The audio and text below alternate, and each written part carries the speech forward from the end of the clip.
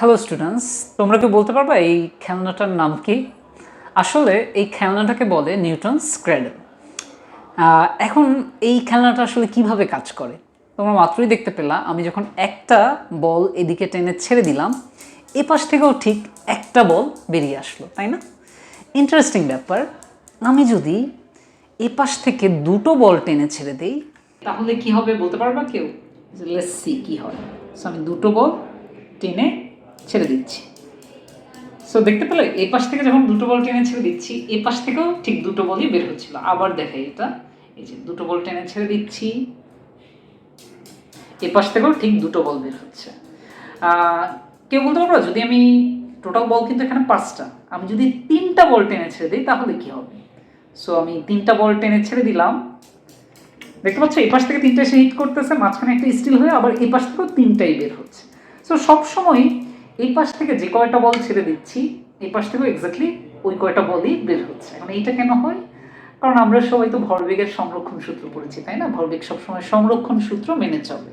তাছাড়া আমরা নিউটনের সেকেন্ড ল পড়ছি, রাইট?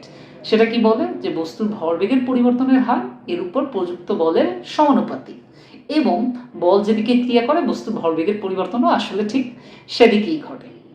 সো এই কারণে আমি যখন একটা বল টেনে ছেড়ে দিচ্ছি, সেই একটা বল যে পরিমাণ বল দিবে এটার উপর, সেই পরিমাণ বলের কারণে এই পাশ থেকে একটা বলই বেরিয়ে আসবে।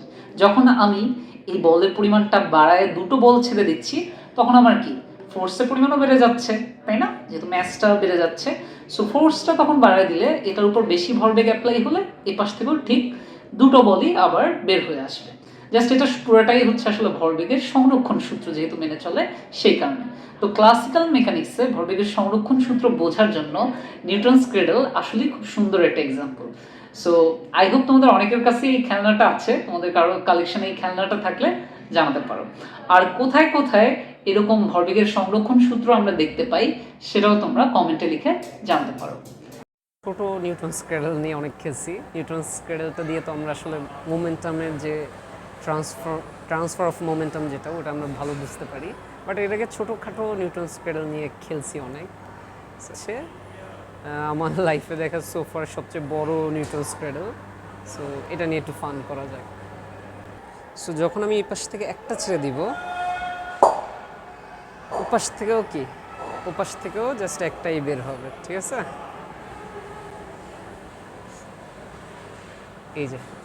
এই যে একটা টেনে ছেড়ে দিচ্ছে, এই পাশ থেকেও একটাই বের হচ্ছে। তখন এই দাদা দুটো টেনে ছেড়ে দিবে, দুটো দুটো একসাথে দুটো ধরে টেনে ছেড়ে দিন। এই যে পারফেক্ট। একসাথে দুটো টেনে যখন ছেড়ে দিচ্ছে, এই গ্যাঞ্জাম লেগে গেছে।